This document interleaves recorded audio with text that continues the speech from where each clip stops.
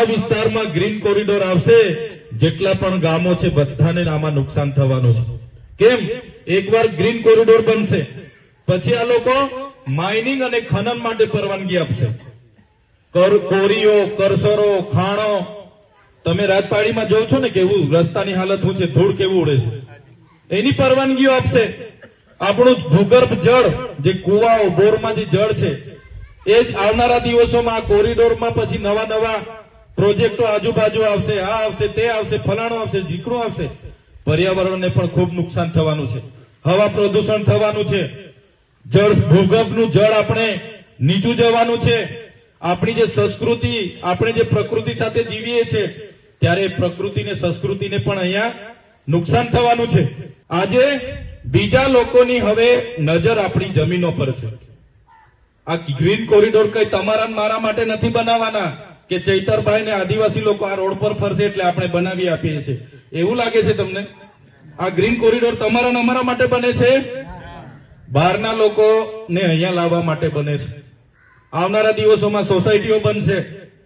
માલસામોટમાં ગયા વર્ષે વન મંત્રી મુકેશભાઈ પટેલ, યાદ છે ને બધાને, 400 કરોડનો પ્રોજેક્ટ લઈને આવ્યા હતા. 302 એકર જમીન હાઉસિંગ સોસાયટીને આપી દીધી છે. પૂછી લો આ માલસામોટ વાળા ટેટાભાઈ ને આ બધા સભ્ય બેઠા છે. 302 એકર જમીન જે આપણા લોકોના ઘર છે, જુવાર કરે છે, તુવેર કરે છે, મકાઈ કરે છે, ડાંગર કરે છે, એવી 302 એકર જમીન આપણા લોકોની હાઉસિંગ સોસાયટીઓને બારોબાર આપી દીધી. કોઈ ગામવાળાને નહીં પૂછ્યું, કોઈને નહીં પૂછ્યું. ત્યારે આ જ પ્રકારની આ સરકારની વૃત્તિ છે, ત્યારે એની સામે આપણે એક થવું પડશે.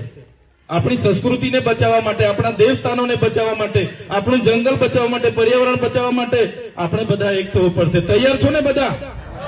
પ્રોજેક્ટ મારા લેવલે મેં રજૂઆત કરું છું, સરપંચો લેવલે એમણે ઠરાવ કરીને આપી દીધા, પણ આ સરકાર માનવાની નથી. એને આપણે બધાએ ભેગા થઈને મોટી સંખ્યામાં એક દિવસે, વધારે દિવસો આપણી પાસે નથી, આ લોકો કામ ચાલુ કરવાના છે. અહીંયા પાટલા મઉ સુધી આવી ગયા છે, પેલી બાજુથી કરતા કરતા પાટલા મઉ સુધી આવી ગયા છે. અને આ પ્રોજેક્ટમાં તમે આજે પણ લખવાના હોય તો લખી રાખજો. આ પ્રોજેક્ટમાં ગઈકાલે જ અમે બધાએ મીટિંગ કરી, કલેક્ટર સાહેબને મેં કીધું, સાહેબ અમને ડીપીઆર પ્લાન આપો.